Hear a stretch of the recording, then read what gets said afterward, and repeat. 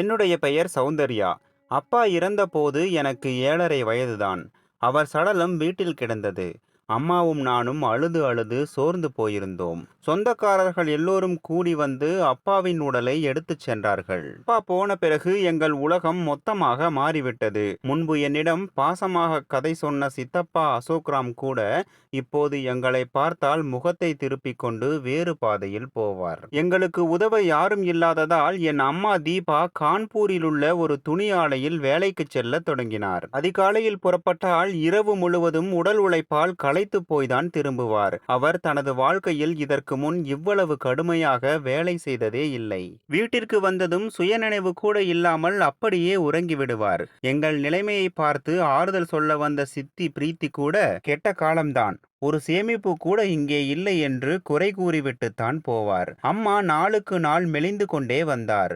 ஒரு நாள் சித்தி பிரீத்தி சித்தப்பா அசோக்கிடம் முணுமுணுத்தது என் காதில் விழுந்தது. முதல்ல இவள் தன்னோட புருஷனை காலி பண்ணா, இப்போ தெரியல நாள் முழுக்க எங்கே காணாமல் போறாளோ. சித்தப்பா அசோக், நமக்கு அதை பத்தி என்ன கவலை, அவ இஷ்டப்படி எதை வேணும்னாலும் செய்யட்டும் என்றார். ஆனால் அம்மாவுக்கு என் மீதுதான் கவலை.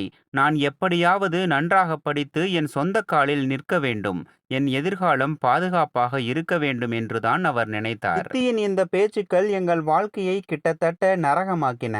நாங்கள் இல்லைன்னா நீங்க 2 பேரும் தெருவில் பிச்சை எடுத்திருப்பீங்க என்று சொல்லி அம்மாவை தவறானவர் போல பேசி அவமானப்படுத்தினார்கள். அம்மா என்னிடம், யார் எதை பேசினாலும் நீ பதில் பேசாதே, எப்பவும் மௌனமாயிரு என்று சொல்லியிருந்தார். அப்போது நான் 11ஆம் வகுப்பு படித்து கொண்டிருந்தேன். சில நாட்கள் கழித்து அம்மாவிடம் ஒரு பெரிய மாற்றம் ஏற்பட தொடங்கியது. காலையிலிருந்து மாலை வரை கஷ்டப்பட்டு என் படிப்பு மற்றும் சாப்பாட்டு செலவுகளை சமாளித்த அவருக்கு இப்போது திடீரென்று நிறைய பணம் கிடைக்க ஆரம்பித்தது. அவர் புதிய உடைகள், அழகான காலணிகள் அணிந்து லேசாக அலங்காரம் செய்து கொண்டு ஒரு இளம் பெண்ணை போல தயாராக ஆரம்பித்தார். இப்போது அவர் வேலைக்கு சில மணி நேரங்கள் மட்டுமே போய்விட்டு சீக்கிரமே திரும்பி வந்து விடுவார். மற்ற நேரம் முழுவதும் தன்னை அழகுபடுத்துவதிலும் பராமரிப்பதிலுமே கவனம் செலுத்த ஆரம்பித்தாள். நான், இந்த உடைகள், காலணிகள் எல்லாம் எங்கிருந்து வந்தது என்று கேட்டால் துணி ஆலை முதலாளி கொடுத்தார் என்று மட்டும் சொல்வார். ஒரு நாள் பள்ளியிலிருந்து வீட்டிற்கு திரும்பிய போது எங்கள் வீட்டில் பணக்கார தோற்றத்துடன் வித்தியாசமான நாகரிகமான உடை அணிந்த ஒரு பெண்மணி உட்கார்ந்திருப்பதை கண்டேன். அம்மா அவருடன் சிரித்து சிரித்து பேசிக் கொண்டிருந்தார். அம்மா என்னை பார்த்து, சௌந்தர்யா, இவங்க தான் சுமித்ரா பேகம், இவங்களை சந்திச்சுக்கோ என்றார். எனக்கு சற்று ஆச்சரியமாக இருந்தது. ஏனெனில் அம்மா இதற்கு முன் யாரையும் இப்படி பேகம் என்று அழைத்ததில்லை. அந்த பெண் என்னை ஏற இறங்க பார்த்து, இவள்தானா உன் மகள், ரொம்ப அப்பாவி போல இருக்காளே என்றார். நான் லேசாக தலையசைத்து வணக்கம் சொல்லிவிட்டு உள்ளே சென்றேன். நான் கதவை மூடும் போது அம்மா அவரிடம், வேலையை பத்தி பேசிக்கிறேன், முடிவு செஞ்சபடி சரியா நேரத்துக்கு வந்துடுங்க என்று சொல்வது காதில் விழுந்தது. இது என்ன வேலை என்று நான் யோசிக்க ஆரம்பித்தேன். சில நாட்களுக்கு பிறகு ஒரு மாலை வேளையில் அம்மா கைகளில் மருதாணி வைத்திருந்தார். நான் கேட்டதற்கு, ஆலையில் யாருக்கோ கல்யாணம், சும்மா வச்சுக்கிட்டேன் என்றார். அவர் முகத்தில் ஒரு தனிப்பட்ட மகிழ்ச்சியும் பொலிவும் இருந்தது. அம்மா இப்போது தன்னை அழகுபடுத்திக் கொள்வதில் ஆர்வம் காட்டுகிறார். ஒரு புதிய வாழ்க்கையை தொடங்குவது போல இருக்கிறது என்று நான் முதன்முறையாக உணர்ந்தேன். ஒரு நாள் விடுமுறையில் அம்மா என்னிடம், மகளே, நான் குளிச்சுக்கிட்டு இருக்கேன், தெருவில் தயிர் விற்க வருவாங்க, வாங்கிட்டு வா என்றார். நான் திரும்பி வந்தபோது அம்மா கண்ணாடி முன் நின்று உதட்டுச்சாயம் பூசி கொண்டிருந்தார். அவரின் அவிழ்ந்த கூந்தல் மற்றும் ஒப்பனையுடன் மின்னும் முகத்தை பார்த்து குழம்பி போனேன். நான், அம்மா எங்கே போறீங்க என்று கேட்டேன். அதற்கு அவர், நண்பர் ஒருத்தர் வீட்டில் ஒரு விசேஷம் என்றார். அம்மா இது போன்ற விசேஷங்களுக்கு போவதில்லை என்பதால் எனக்கு விசித்திரமாக இருந்தது.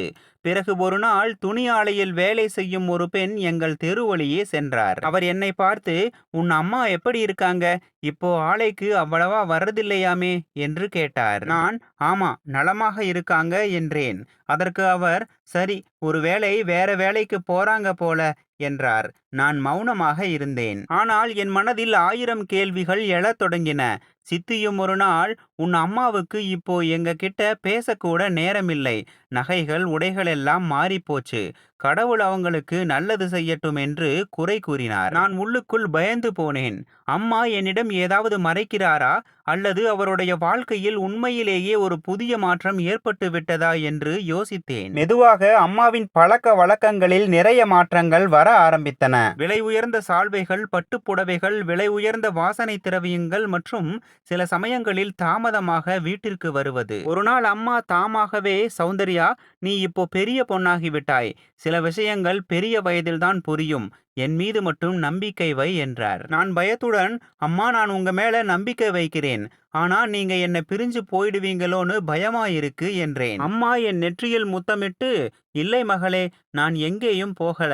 நான் எப்பவும் உன் பக்கத்துல தான் இருப்பேன் என்றார். ஆனால் அவர் என்னிடம் ஏதோ ஒரு ரகசியத்தை மறைப்பது போல உள்ளுக்குள் உணர ஆரம்பித்தேன்.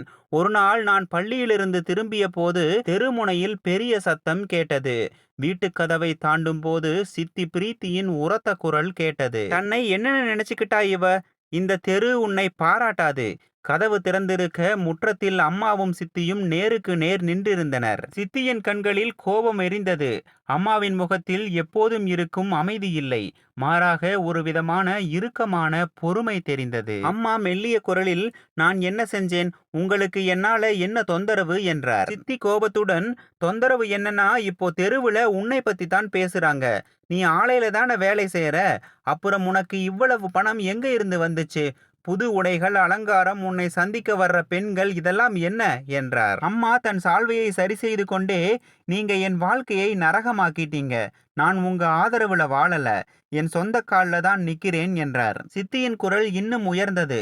உன் சொந்த காலா? இது என்ன கால்? நீ போற பாதையில மரியாதையும் இல்ல, கௌரவமும் இல்ல. நான் பயந்து போய் சித்திக்கு அருகில் சென்று, சித்தி, என்ன நடக்குது என்று கேட்டேன். அவர் என்னை பார்த்து, சௌந்தர்யா, நீ இப்போ பெரியவளாகிட்டாய். கண்ணை திறந்து பார். நீ நினைக்கிற அம்மா இவ இப்போ இல்ல. உன் அம்மா அசுத்தமான இடங்களுக்கு போறா. அங்கிருந்துதான் இந்த எல்லா பணமும் பொருட்களும் வருதுன்னு தெரு பெண்கள் பேசுறாங்க. அம்மா கைகளை கூப்பி, போதும், சௌந்தர்யா முன்னாடி பேசாதே என்றார். ஆனால் சித்தி பின்வாங்காமல், நான் இனி மௌனமாய் இருக்க மாட்டேன். அவ எங்க போறா, யார் கூட போறான்னு எல்லோருக்கும் தெரியும். இப்போ என் மகளுக்கும் இதையேதான் கத்துக் கொடுப்பாள் என்றாள். அம்மா எதுவும் பேசாமல் உள்ளே சென்று கதவை அடைத்து கொண்டார். நான் திரும்ப திரும்ப கதவை தட்டினேன். ஆனால் அம்மா எந்த பதிலும் சொல்லவில்லை. அடுத்த நாள் நான் பள்ளிக்கு செல்லும் போது அம்மா என்னை பார்க்காமல், மகளே, யாருடைய பேச்சையும் காதுல போட்டுக்காதே. நான் உன் அம்மாதான், எப்பவும் இருப்பேன் என்று மட்டும் சொன்னார். என் மனதில் கேள்விகளின் புயல் சுழன்றது. இப்போது தெரு பெண்கள் என்னை பார்த்தால் கிசுகிசுக்கிறார்கள். ஒரு நாள் பள்ளியிலிருந்து திரும்பும் போது சவிதா அத்தை அழைத்தார். சௌந்தர்யா மகளே, உன் அம்மா கெட்டவள் இல்லை. ஆனா இந்த உலகம் நல்லதில்லை. அந்த பாதையிலிருந்து விலகியிரு. இல்லைன்னா எல்லாத்தையும் இழந்து விடுவாய் என்றார். நான் தலையை கவிழ்த்து கொண்டு மெதுவாக, அத்தை, எனக்கு எதுவும் புரியல என்றேன். அவர், நீ ஒரு நாள் உன் அம்மாவை பின்தொடர்ந்து பார், நீயே தெரிஞ்சுக்குவாய் என்றார். அன்று இரவு எனக்கு தூக்கம் வரவில்லை. அம்மா என் அருகில் அமர்ந்து, நீ கவலையா இருக்கையா என்றார். நான் தலையை அசைத்தேன். மக்கள் நிறைய பேசுறாங்க அம்மா என்றேன்.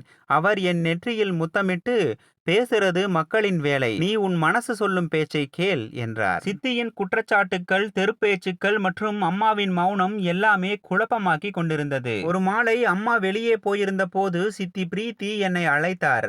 சித்தி என்னை வீட்டிற்கு அருகில் அழைத்துச் சென்று மூலையில் அமர்ந்து பேசினார். பார் மகளே, நான் உன் எதிரி இல்லை. நீ இன்னும் குழந்தை. ஆனா உன் அம்மா என்ன செய்யறாங்கன்னு நீ தெரிஞ்சுக்கணும். நீ யாரை அம்மான்னு நினைக்கிறையோ அவர் இப்போ ஒரு மாதிரியான பெண் ஆகிவிட்டார் என்றார். என் குரல் கோபத்தால் நடுங்கியது. சித்தி, ஏன் இப்படி பேசுறீங்க? அவர் ஒரு பெருமூச்சு விட்டு, வேற யாரும் உனக்கு சொல்லாத ஒரு உண்மையை நான் சொல்ல போறேன். உன் அம்மா லக்னோவில் உள்ள அந்த பழைய பெரிய கட்டிடமான விபச்சார விடுதிக்கு போறா என்றார். நான் அதிர்ச்சியுடன் சித்தியை பார்த்தேன். என் இதயம் வேகமாக துடித்தது. சித்தி, என் கண்ணால பார்த்தேன். வண்ணமயமான புடவை, கால்ல கொலுசு, வெற்றிலையின் வாசனையோட நல்ல வீடுகளில் இடம் கிடைக்காத அத்தனை பேரும் உன் அம்மாவை சுத்தி இருப்பாங்க என்றார். நான் பலவீனமான குரலில், உங்களுக்கு தவறாக புரிஞ்சிருக்கு சித்தி என்றேன். அவர் சிரித்தார். தவறாக புரிஞ்சதா? மகளே, இந்த தெரு மக்கள் குருடு இல்லை. எல்லாவற்றையும் பார்க்குது. உன் அம்மா ஆலைக்கு செல்வதில்லை, இப்போ வேற வேலை செய்றா. அது என்ன வேலைன்னு உனக்கு புரியுது தானே? சித்தி சொன்ன வார்த்தைகள் என் காதுகளில் ஒலித்தன. அவர், ஒரு பெண் கௌரவமான சம்பாத்தியத்தை விட்டுடும் போது அவள் நடையுடை, பேச்சு எல்லாமே மாறிடும். நீ கவனிக்கலையா? உன் அம்மா முன்பு எப்படி இருந்தா, இப்போ எப்படி இருக்கா என்றார். நான் எழுந்திருக்க முயன்றேன். சித்தி என் கையை பிடித்து கொண்டார். மகளே, நீ என் சகோதரியின் மகள், அதனால்தான் சொல்கிறேன். இல்லேனா நாளை நீயும் அதே வழியில் போயிட்டா நாங்க எப்படி மக்களை எதிர்கொள்வோம்? உன் அம்மா செய்தது சரியோ தவறோ அது கடவுளுக்குத்தான் தெரியும். ஆனா நீ இன்னும் அப்பாவி. உன்னை காப்பாத்துறது எங்க கடமை என்றார். நான் என் தலையை உதறிவிட்டு கீழே வந்தேன். என் இதயத்தில் புயல், கண்களில் கண்ணீர். ஆனால் அம்மாவிடம் எதுவும் சொல்லவில்லை. அடுத்த நாள் பள்ளிக்கு செல்லும் போது அம்மாவுடன் முன்பு வந்து பழகிய அதே புடவை அணிந்த பெண்மணி தெருவில் தெரிந்தார். அவர் இன்று ஒரு மாதிரியான உடை அணிந்து வெற்றிலை போட்டு முனையில் நின்றிருந்தார். அவர் சிரித்து, சௌந்தர்யா மகளே, உன் அம்மா இன்னைக்கு வரலையா என்றார். நான் பதட்டத்துடன் அவர் அவர் வீட்டில் இல்லை என்றேன். அவர், சரி, அவகிட்ட சொல்லிடு, வேலைக்கு வராம இருந்தா பணம் கிடைக்காது என்றார். அந்த பெண் திரும்பி சென்றார். என் இதயம் உடைந்தது. சித்தியின் பேச்சுக்கள், அந்த பெண்ணின் சைகைகள் எல்லாம் ஒரே மாதிரியாக இருந்தன. ஆனால் என் மனம் நம்ப தயாராக இல்லை. வீட்டிற்கு வந்து அம்மாவை பார்த்தபோது அவர் காய்கறி வெட்டி கொண்டிருந்தார். நான் அவர் அருகில் அமர்ந்தேன். அம்மா, உங்களை அடிக்கடி பார்க்க வரும் அந்த பெண் யார் என்றேன். அம்மா அலட்சியமாக, யார் என்றார். அதே புடவை அணிந்து எப்பவும் வெற்றிலை வச்சிருப்பாங்களே. அம்மா ஒரு கணம் நின்று என்னை பார்த்தார். அவர் எனக்கு தெரிஞ்சவர், சில சமயங்களில் வேலை விஷயமாக வருவார் என்றார். நான், என்ன வேலை அம்மா என்று கேட்டேன். அம்மா தலையை குனிந்து கொண்டார். சில விஷயங்கள் உனக்கு புரியாது என்றார். நான் அமைதியானேன். அன்றைய சாயங்காலம் சித்தி மீண்டும் பேசினார். பார்த்தாயா மகளே, இப்போதும் நீ நம்பலையா? உன் அம்மா வேலைக்கு வரலன்னு அந்த பெண்ணே சொல்லிட்டு போனா. இது என்ன? நீ இதுவரை கவனிக்காம இருந்த அதே விஷயம்தான் அது. நான் மெதுவாக, ஒருவேளை அம்மா வேற ஏதோ காரணத்துக்காக அங்கே போகிறாரோ என்றேன். சித்தி, மகளே, அந்த இடங்களுக்கு பெண்கள் ஒரே ஒரு காரணத்துக்காகத்தான் போவார்கள். உன்னை போன்ற அப்பாவி குழந்தைகள் தான் பிறகு வருத்தப்படுவார்கள் என்றார். நான் என் முகத்தை மூடிக்கொண்டேன். ஆனாலும் என் இதயம் இன்னும் அம்மாவுக்காக போராடியது. அவர்களை பாதுகாக்க விரும்பியது. ஒரு நாள் நான் பள்ளியிலிருந்து வந்து புத்தகங்களை வைத்து கொண்டிருந்தேன். திடீரென்று கதவு பலமாக தட்டப்பட்டது. அம்மா வீட்டில் இல்லை. நான் கதவை திறந்தேன். எதிரில் அதே பெண்மணி நின்றிருந்தார். அவர் இளஞ்சிவப்பு புடவை அணிந்திருந்தார். முடி கொண்டையாக போடப்பட்டிருந்தது. அவர் நடக்கும்போது கொலுசுகள் சலசலவென ஒலித்தன. கையில் வெற்றிலை டப்பா, உதடுகள் சிவந்து, கண்களில் ஆழமான மை. அவர் என்னை மேலும் கீழும் பார்த்தார். புருவங்களை உயர்த்தி, உன் அம்மா எங்கே என்றார். நான் மெதுவாக, அவர் வீட்டில் இல்லை என்றேன். அந்த பெண் நக்கலாக சிரித்து, மீண்டும் வேலைக்கு வரலையா? இது வேலை செய்யும் விதமல்ல. சரியான நேரத்துக்கு வராதவங்களை நான் ஒரு பைசாவுக்கு கூட மதிக்க மாட்டேன் என்றார். நான் மௌனமாக இருந்தேன். அவர் தொடர்ந்து பேசினார். சுமித்ரா பேகம் வந்திருந்ததாக அவளிடம் சொல்லிவிடு. இனிமேல் சிறிய வேலை கூட அவள் சரியான நேரத்தில் வந்தால் மட்டும்தான் கிடைக்கும். இது ஒன்றும் தான தர்ம வேலை இல்லைங்கிறத நினைவில் வச்சுக்கோ. என் இதயம் ஏதோ உடைந்து போனது. கதவு மூடப்பட்ட போது நான் நீண்ட நேரம் அப்படியே நின்றிருந்தேன். மாலையில் அம்மா திரும்பினார். அவர் நடையில் ஒரு சோர்வு இருந்தது. அவர், சௌந்தர்யா, சாப்பிட்டாயா என்று கேட்டார். நான் தலையை அசைத்தேன். இல்லை. அவர், என்ன நடந்தது, உடம்பு சரியில்லையா என்று கேட்டார். நான் மெதுவாக, அம்மா, ஒரு பெண் வந்திருந்தார், சுமித்ரா பேகம் என்றேன். அம்மாவின் முகம் திடீரென்று இறுகியது. சால்வையை சரி செய்து கொண்டே, அவள் என்ன சொன்னாள் என்றார். நான், நீங்கள் வேலைக்கு செல்லவில்லை, அதனால் ஒரு பைசாவும் கொடுக்க மாட்டாராம் என்றேன். அம்மா சில நொடிகள் மௌனமாக இருந்தார். பிறகு, அந்த பெண் அப்படித்தான், அவருக்கு பேச தெரியாது, நீ இதை கண்டுக்காதே என்றார். நான் அவர் கண்களை பார்க்க முயன்றேன். ஆனால் அவர் பார்வையை திருப்பிக் கொண்டார். நான், அம்மா, எங்கே போகிறீர்கள், அந்த தொழில் என்ன என்று கேட்டேன். அம்மா உடனே என் தோளை பிடித்து, இந்த விஷயங்கள் நீ தெரிஞ்சுக்க வேண்டியதில்லை மகளே, நீ உன் படிப்பில் மட்டும் கவனம் செலுத்து என்றார். ஆனால் இந்த விஷயம் இப்போது படிப்புடன் மட்டும் முடிவடையவில்லை. அது என் நம்பிக்கை, என் கௌரவம் மற்றும் என் கேள்விகள் வரை சென்றது. அடுத்த நாள் காலையில் அம்மா சமையலறையில் காலை உணவு தயாரித்து கொண்டிருந்த போது நான் சத்தமில்லாமல் கதவுக்கு பின்னால் நின்று கொண்டிருந்தேன். அம்மா போனில் பேசிக் கொண்டிருந்தார். ஆமாம், நேரத்துக்கு வந்துடுவேன். இல்லை, சௌந்தர்யாவிடம் இப்போதைக்கு எதுவும் சொல்ல வேண்டாம். சுமித்ராவிடம் மட்டும் சொல்லிடுங்க. குழந்தை முன் அவள் பேச வேண்டாம். இதை கேட்டதும் சொன்னதும் என் காலடியில் இருந்த நிலமே சரிந்தது. அன்று நான் சித்தியிடமிருந்து எதுவும் கேட்கவில்லை. ஆனால் அவர்கள் முகத்தில் வெற்றி பெற்றதை போன்ற ஒரு உணர்வு தெரிந்தது. சித்தி என்னை பார்த்து, இப்போது நீயே கேட்டிருப்பாய், எத்தனை நாட்களுக்கு குருடியாக இருப்பாய் என்றார். நான், சித்தி, ஒருவேளை வேறு ஏதாவது விஷயமாக இருக்கலாம் என்று புரிய வைக்க முயன்றேன். ஆனால் அவர் சிரித்தார். விஷயம் ஒன்றுதான், அது ஒவ்வொரு விபச்சார விடுதியைச் சுற்றியும் நடப்பதுதான். உன் அம்மாவும் அப்படித்தான் என்றார். நாட்கள் கடந்து சென்றன. ஆனாலும் ஒவ்வொரு நாளும் ஏதாவது ஒரு புதிய குறிப்பு நிச்சயம் இருந்தது. சில சமயங்களில் புதிய உடைகளின் பை, சில சமயங்களில் ஒரு பணக்கார பெண்ணின் போன், சில சமயங்களில் ஆளை சம்பளத்தை விட அதிக பணம். சுமித்ரா பேகத்தின் பேச்சுக்கள் இப்போது வெறும் வார்த்தைகள் அல்ல, அவை என் இதயத்தை கிழிக்கும் அம்புகளாக மாறியிருந்தன. 2 நாட்கள் நான் அம்மாவுடன் பேசவில்லை. என் மனம் எல்லாவற்றையும் தெரிந்து கொள்ள விரும்பியது. 3வது நாள் மாலையில் அம்மா எனக்காக நீல நிற வளையல்கள் கொண்டு வந்தார். சிறுவயதில் வாங்கி தருவது போல உனக்கு பிடிக்கும்னு கொண்டு வந்தேன் என்றார். நான் வளையல்களை கையில் எடுத்தேன். பிறகு அவரை பார்த்தேன். இதை எங்கிருந்து கொண்டு வந்தீர்கள் என்றேன். சந்தையிலிருந்து என்றார். சந்தை எல்லாவற்றையும் விற்றுவிடும், நீங்கள் உங்களையும் விற்றுவிட்டீர்களா என்றேன். அம்மாவின் முகம் திடீரென்று வெளிரி போனது. சில வளையல்கள் அவர் கைகளிலிருந்து கீழே விழுந்தன. நான் மீண்டும் கேட்டேன், அம்மா, எங்கே போகிறீர்கள்? அந்த பெண் நீங்கள் ஏதோ தொழில் செய்வதாக சொல்கிறாள். சித்தி நீங்கள் விபச்சார விடுதிக்கு செல்வதாக சொல்கிறாள். நானும் தினமும் ஏதோ ஒன்றை பார்க்கிறேன். உண்மை என்ன? அம்மா சுவரில் சாய்ந்தார். அவர் தலை குனிந்திருந்தது. நான் கூப்பிட்டேன், ஏன் மௌனமாயிருக்கீங்க அம்மா? ஏன் பதில் சொல்லல? எல்லாம் உண்மையா?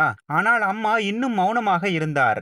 நான் கோவத்தில் வளையல்களை அவர் காலடியில் வீசி எறிந்து, எனக்கு இது வேண்டாம், உங்கள் பணம் வேண்டாம், உங்கள் மௌனம் எல்லாமே உண்மை என்று நிரூபிக்கிறது என்றேன். அம்மா மெல்லிய குரலில், சௌந்தர்யா, நீ புரிந்து கொள்ள மாட்டாய் என்றார். நான் கத்தினேன், உங்களுக்கு இதுதான் செய்யணும்னா சின்ன வயதிலேயே என்னை கொன்னிருக்கலாம். குறைந்தபட்சம் இன்னைக்கு இந்த நாடகத்தை தினமும் பார்க்க வேண்டியதில்லையே. அம்மா என்னை பார்த்தார். அவர் கண்களில் கெஞ்சுவது போல இருந்தது. நான் பிடிவாதமாக, சொல்லுங்க, நான் பொய் சொல்றேனா? சித்தி பொய் சொல்றாங்களா? அந்த பெண் பொய் சொல்றாளா? அம்மாவின் உதடுகள் அசைந்தன. ஆனால் சத்தம் வரவில்லை. உங்களை போன்ற பெண்ணை அம்மான்னு சொல்றதே அவமானம்தான். அம்மாவின் கண்களிலிருந்து கண்ணீர் வழிந்தது. அவர் மௌனமாக அறைக்குள் சென்று கதவை அடைத்து கொண்டார். நான் வரம்பை மீறிவிட்டேனோ என்று பலமுறை தோன்றியது. ஆனால் மீண்டும் சித்தியின் பேச்சுக்கள், அந்த பெண்ணின் குரல் என்னை தடுத்து நிறுத்தின. காலையில் என் கண் திறந்தபோது அம்மா கதவை திறந்து மெதுவாக வெளியே சென்று கொண்டிருந்ததை கண்டேன். அன்றிரவு என் உள்ளுக்குள் ஏதோ ஒன்று மாறியிருந்தது. இப்போது நான் என் கண்களால் அம்மா எங்கே போகிறார், யாரை சந்திக்கிறார், மக்களின் பேச்சுக்கள் எவ்வளவு உண்மை என்று பார்க்க விரும்பினேன். அடுத்த நாள் காலையில் அம்மா சீக்கிரம் காலை உணவு தயாரித்து என்னை அழைத்தார். சௌந்தர்யா, குழம்பை சூடாக்கி சாப்பிட்டுக்கோ, நான் வேலை விஷயமாக வெளியில் போறேன் என்றார். நான் இயல்பான முகத்துடன் தலையை அசைத்தேன். சரி அம்மா என்றேன். கதவு மூடப்பட்டவுடன் நானும் சத்தமில்லாமல் என் சால்வையை எடுத்து காலணிகளை அணிந்து வெளியே கிளம்பினேன். நான் சிறு தூரம் விலகி அவரை பின்தொடர ஆரம்பித்தேன். அவர் பிரதான சாலைக்கு வந்தார். நான் கடைகள் மற்றும் திருப்பங்களுக்கு பின்னால் ஒளிந்து கொண்டேன். பிறகு அம்மா ஒரு ஆட்டோவில் ஏறிக்கொண்டார். நானும் உடனே ஒரு ஆட்டோ பிடித்து அவரை பின்தொடர்ந்தேன். சிறிது நேரத்தில் நாங்கள் லக்னோ நகரத்தின் பழைய பகுதிக்கு வந்து சேர்ந்தோம். அங்கு தெருக்கள் குறுகலாக இருந்தன. கட்டிடங்கள் பாழடைந்த நிலையில் இருந்தன. அம்மா ஒரு தெருவில் இறங்கினார். நானும் அவசரமாக அவரை பின்தொடர்ந்தேன். அவர் ஒரு பெரிய கதவு முன் நின்றார். அதில் பழைய மரப்பலகை ஒன்று இருந்தது. நான் ஒரு தூணுக்கு பின்னால் ஒளிந்து கொண்டேன். அம்மா புடவையின் முந்தானையை சரி செய்தார். கூந்தலை சரி செய்தார். கதவை லேசாக தட்டினார். சில கணங்களில் கதவு திறந்தது. அம்மா உள்ளே சென்றார். என் காலடியில் இருந்த நிலமே சரிந்தது. அவர்கள் கண்களிலிருந்து மறைந்தவுடன் நான் மெதுவாக கதவுக்கு அருகில் சென்றேன். எதிரில் தொங்கிய பலகையில் தங்க எழுத்துக்களால் எழுதப்பட்டிருந்தது, பணக்காரர்களுக்கான பிரத்யோக பெண்கள் மட்டுமே உள்ளனர் என்று. இதை படித்தவுடன் என் கண்களுக்கு முன் இருள் சூழ்ந்தது. உள்ளிருந்து மெல்லிய சத்தம் வர ஆரம்பித்தது. சிரிப்பொலி, கொலுசுகளின் சலசலப்பு மற்றும் அவ்வப்போது ஆண்களின் சிரிப்பு. நான் எதை அசுத்தமானது, இழிவானது, வெட்கக்கேடானது என்று நினைத்தேனோ அது எல்லாமே அங்கு இருந்தது. சிறிது நேரம் கழித்து விலை உயர்ந்த ஆடை அணிந்த ஒரு இளைஞன் கதவின் வழியாக உள்ளே சென்றான். நான் சுவரின் நிழலில் மறைந்து எல்லாவற்றையும் பார்த்து கொண்டிருந்தேன். உள்ளே அம்மா இருந்தார். அந்த இடம், அந்த பலகை, அங்கிருந்த சூழ்நிலை எல்லாமே சித்தியின் பேச்சுக்களை உண்மையாக்கியது. அப்போது ஒரு ஆட்டோ ரிக்ஷா வந்து நின்றது. அதிலிருந்து 2 ஆண்கள் இறங்கினார்கள். ஒருவன் உள்ளே பார்த்தவாறு, இன்னைக்கு புது சரக்கு வந்திருக்கிறதா கேள்விப்பட்டேன். சுமித்ரா பேகம் பேசினா இல்லையா? அது ரொம்ப விசேஷமாம் என்றான். 2வது ஆள், யாரு என்றான். அதே முன்பு ஆலையில வேலை செஞ்சவள் தான், இப்போ ரொம்ப விசேஷமாகிட்டாளாம் என்றான் முதல் ஆள். இதை கேட்டதும் என் மூச்சு நின்று விட்டது. அவர்களின் பேச்சு என் அம்மாவை பற்றி இருந்தது. நான் உடனே அங்கிருந்து விலகி ஒரு மூலையில் போய் அமர்ந்தேன். திரும்ப திரும்ப அதே பலகையும் அம்மா உள்ளே சென்றதும் கண்ணுக்குள் வந்தது. நான் உண்மையை பார்த்து விட்டேன். இப்போது அதை எதிர்கொள்ளத்தான் வேண்டும். அடுத்த நாள் என் மனதில் ஒரு குழப்பம். இன்னொரு முறை பார்ப்பது, இந்த முறை எல்லாவற்றையும் தெளிவுபடுத்துவது என்று தீர்மானித்தேன். அம்மாவும் அன்று காலையில் புடவை அணிந்து வளையல்கள் அணிந்து தயாரானார். நான் வேலைக்கு போறேன், தாமதமாகலாம், நீயே சமைச்சுக்கோ என்றார். நான் மெதுவாக சரி அம்மா என்று பதிலளித்தேன். அவர் வெளியேறியவுடன் உடனே சால்வையை எடுத்துக்கொண்டு பின்னால் சென்றேன். நேற்று பார்த்த அதே பாதையை எடுத்தேன். இன்றும் ஆட்டோ அங்கேயே வந்து நின்றது. நான் கடைக்கு பின்னால் ஒளிந்து கொண்டேன். சிறிது நேரம் கழித்து கதவு திறந்து அம்மா உள்ளே சென்றார். நேரம் மெதுவாக கடந்து சென்றது. சிறிது நேரம் கழித்து கதவு மீண்டும் திறந்தது. இந்த முறை அம்மா வெளியே வந்தார். அவருடன் பணக்காரர்கள் போல தோற்றமளிக்கும் 2 ஆண்கள் இருந்தனர். அம்மா அவர்களுடன் பேசிக் கொண்டிருந்தார். அவர்களில் ஒருவன் சிரித்து ஏதோ சொல்ல அம்மாவும் புன்னகைத்து பதிலளித்தார். அவர்கள், மற்ற ஏற்பாடுகளை நீ பார்த்துக்கோ, கவலைப்படாதே, எல்லாம் நடக்கும், எங்களுக்கு உன் மேல நம்பிக்கை இருக்கு, நம்பிக்கையே பெரிய விஷயம் என்றனர். அம்மா கையால் ஏதோ சைகை செய்தார். நான் கண்களை மூடிக்கொண்டேன்.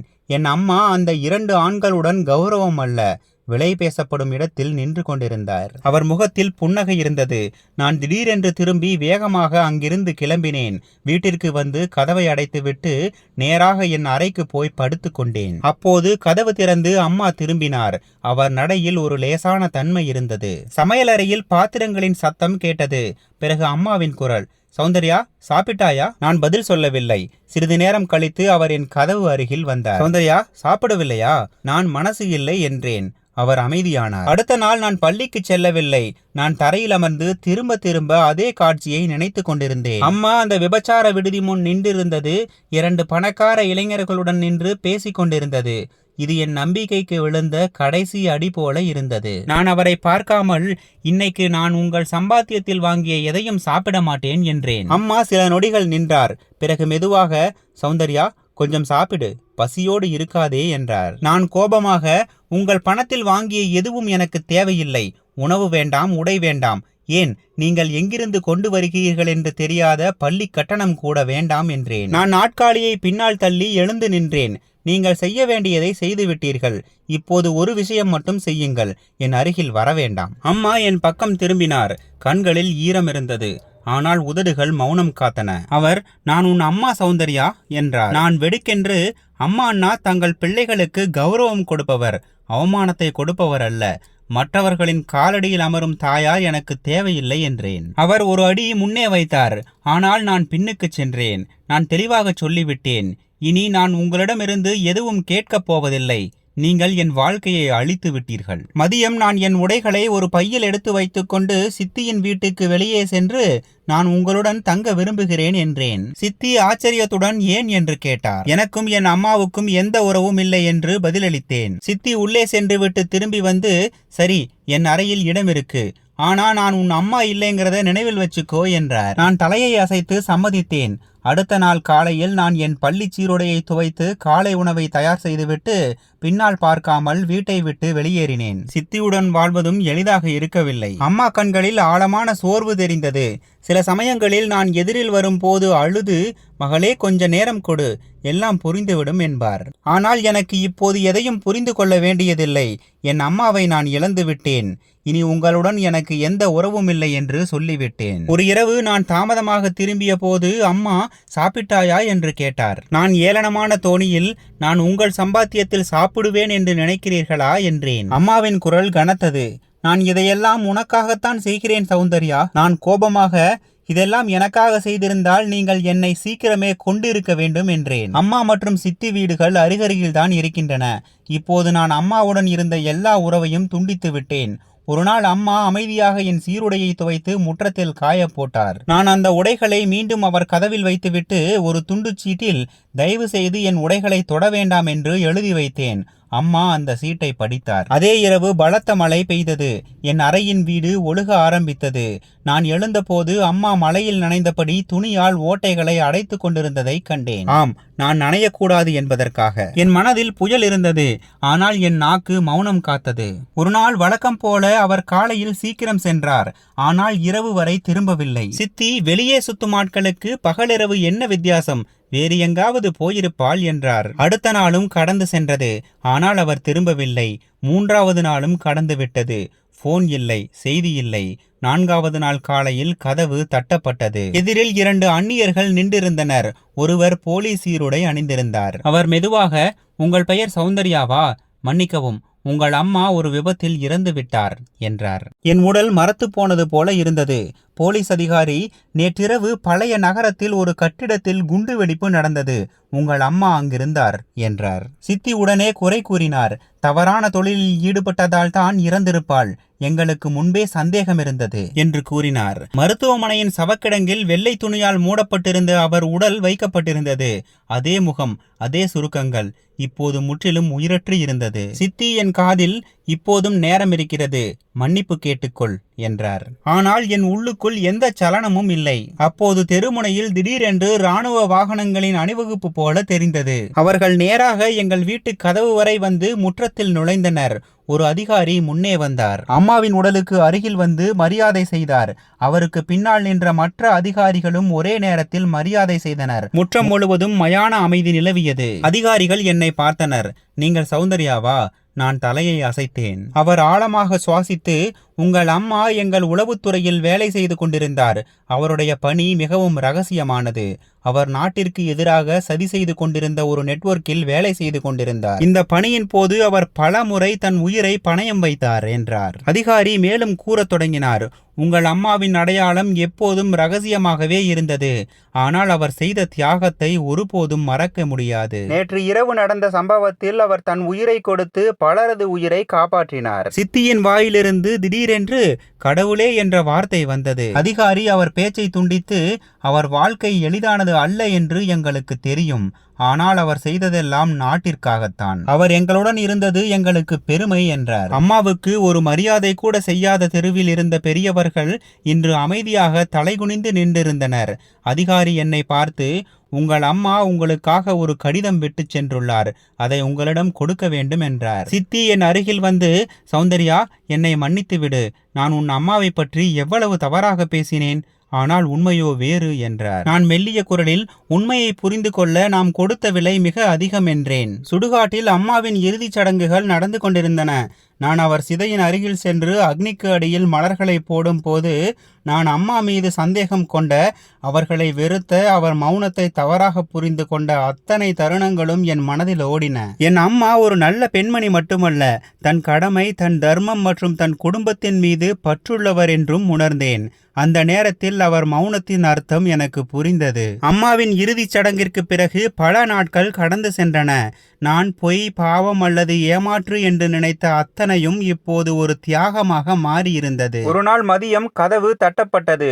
கதவை திறந்த போது எதிரில் அதே பெண் சுமித்ரா பேகம் நின்றிருந்தார். ஆனால் இன்று அவர் சாதாரண உடையில் இருந்தார். அவர், நான் உன் அம்மாவை பற்றி பேச வந்தேன். நீ எல்லா உண்மைகளையும் தெரிந்து கொள்ள வேண்டும் என்றார். நாங்கள் முற்றத்தில் அமர்ந்தோம். அவர் மெதுவாக பேச ஆரம்பித்தார். நீ யாரை மதிப்பிழந்தவள் என்று நினைத்தாயோ, அந்த அம்மா தனக்கு தானும் எப்போதுமே உண்மையுடன் வாழ்ந்தார். அவள் செய்தது எல்லாமே உன் நாட்டிற்காகத்தான். அவள் விபச்சார விடுதிக்கு நடனமாடவோ தன்னை விற்கவோ வரவில்லை. மாறாக அவர் வந்ததெல்லாம் ஆதாரம் சேகரிக்க. மேலே இருந்து பணக்காரர்கள் போல தோற்றமளித்தாலும் உண்மையில் நாட்டுக்கு எதிரிகளாக இருந்த அந்த ஆண்களிடமிருந்து. என் இதயம் வேகமாக துடித்தது. அவர், உன் அம்மா உளவுத்துறையில் வேலை செய்தார். வறுமை, தெருவிலுள்ள அவமானம், இவை அனைத்தும் ஒரு மறைப்புதான். அவர் அந்த சந்தைக்கு சென்றதெல்லாம் எதிரிகளின் பேச்சை கேட்க, அவர்களிடமிருந்து ரகசியங்களை பெற. நீ அவர் தன்னை விற்றார் என்று நினைத்தாய். ஆனால் உண்மையில் அவர் தன் நாட்டின் பாதுகாப்புக்காக எல்லாவற்றையும் செய்தார். அவர் உனக்கு கொடுத்த பணமெல்லாம் அரசின் சார்பில் அவர் சேவைக்கான வெகுமதி. ஒவ்வொரு மாதமும் அவர் தன் கடமைக்கு ஈடாக அதை பெற்றார். உன் அம்மா பல முக்கிய நபர்களின் ரகசியங்களை அதிகாரிகளுக்கு கொண்டு சேர்த்தார். அவர் காரணமாக நாட்டிற்கு ஏற்படவிருந்த பல இழப்புகள் தவிர்க்கப்பட்டன. அவர் கடைசி படியும் அவர் கடமையின் ஒரு பகுதிதான். அதில் அவர் தன் உயிரை கொடுத்தார். நான் வெட்கத்தால் தலைகுனிந்தேன். அவர் மேலும், நீ அவர் மகள். அவர் உன்னை எல்லாவற்றிலிருந்தும் விலக்கி வைக்க விரும்பினார். அதனால் நீ பாதுகாப்பாக இருக்க வேண்டும். ஒவ்வொரு கணமும் உனக்காக பிரார்த்தனை செய்தார். நீ உண்மையிலேயே மன்னிப்பு கேட்க விரும்பினால் அவர் இப்போது ஓய்வெடுக்கும் மண்ணிடம் போய் கேள். அவர் இப்போதும் உன்னை பார்த்து கொண்டிருக்கிறார் என்றார். அதே மாலை சுடுகாட்டிற்கு சென்றேன். நான் மெதுவாக, அம்மா, என்னை மன்னித்து விடுங்கள். நான் உங்களை ஒருபோதும் சரியாக புரிந்து கொள்ளவில்லை. ஒரு மகள் தன் தாயிடம் சொல்லக்கூடாத வார்த்தைகளை சொன்னேன். மண்ணை தொட்டேன். மண்ணின் குளிர்ச்சி நேராக என் இதயத்தில் இறங்கியது. நீங்கள் உங்கள் கடமையை செய்தீர்கள், ஆனால் நான் என் பொறுப்பை செய்யவில்லை. அம்மா, உங்கள் தியாகத்தை நினைத்து எனக்கு பெருமை. ஆனால் என் எண்ணத்தை பற்றி வெட்கப்படுகிறேன் என்றேன். இப்போது நான் தினமும் அங்கு செல்கிறேன். என் இதயத்தில் உள்ள எல்லா விஷயங்களையும் அம்மாவிடம் சொல்கிறேன். ஒவ்வொரு முறையும் என் இதயத்திலிருந்து ஒரே ஒரு குரல் தான் வருகிறது. அம்மா, இப்போது எனக்கு எல்லாமே புரிகிறது. உங்களைப் போல வேறு யாரும் இருக்க முடியாது. நான் அம்மாவின் அறை கதவை திறந்தேன். அலமாரியில் வைக்கப்பட்டிருந்த அவர் டைரி. நான் அதை திறந்தேன். உள்ளே எழுதப்பட்டிருந்தது, சௌந்தர்யா, என் வாழ்க்கையின் மிக அழகான பரிசு நீ. டைரியின் பக்கங்களை புரட்டினேன். ஓரிடத்தில், இன்று சௌந்தர்யா பள்ளியில் ஒரு பரிசு வென்றாள். நான் எவ்வளவு பெருமைப்படுகிறேன் என்று அவளிடம் சொல்ல முடிந்தால் நன்றாக இருக்கும். ஆனால் அவள் பாதுகாப்பிற்காக இந்த மௌனம் அவசியம் என்று எழுதப்பட்டிருந்தது. டைரியின் கடைசி பக்கத்தில் ஒரு உரை கிடைத்தது. உரைக்குள் ஒரு கடிதமும் ஒரு வங்கி பாஸ்புக்கும் இன்சூரன்ஸ் பாலிசியும் இருந்தது. கடிதத்தில் எழுதப்பட்டிருந்தது, சௌந்தர்யா, என் உண்மையை நீ தெரிந்து கொண்டு ஆச்சரியப்படுவாய். நீ ஒரு சாதாரண வாழ்க்கையை வாழ வேண்டும் என்று விரும்பினேன். அதனால்தான் என் வாழ்க்கையின் உண்மையை உன்னிடமிருந்து மறைத்தேன். நான் செய்ததெல்லாம் உனக்காகவும் இந்த நாட்டிற்காகவும் தான். இந்த பாஸ்புக்கில் உள்ள பணம் உன்னுடைய எதிர்காலத்துக்காக மட்டும்தான். வங்கி கணக்கில் உள்ள பணம் மற்றும் இன்சூரன்ஸ் பணம் இரண்டிற்கும் நான் தான் வாரிசுதாரராக இருந்தேன். நான் அவற்றை என் மார்போடு அணைத்து கொண்டேன். இது வெறும் பணம் அல்ல, அம்மாவின் அன்பு, தியாகம் மற்றும் அர்ப்பணிப்பு. இந்த பணத்தை என் வாழ்க்கையை வெற்றிகரமாக ஆக்குவதற்கு பயன்படுத்துவேன். நான் அம்மாவின் அறையை சுத்தம் செய்தேன். நான் அவருடைய ஒரு புகைப்படத்தை எடுத்து என் மேஜையில் வைத்தேன்.